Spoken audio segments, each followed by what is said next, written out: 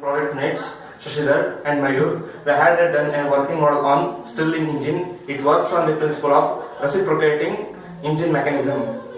Components used in this working model is 2 empty soda cans, 1 CD, steel wire, copper wire, nut and washers, PVC tube,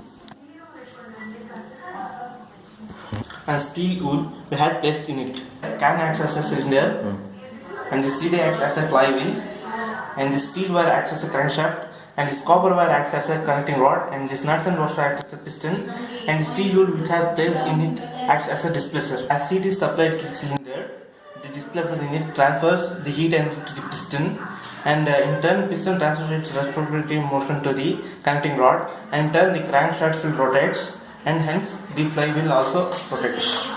In this, when heat is supplied, it starts running continuously.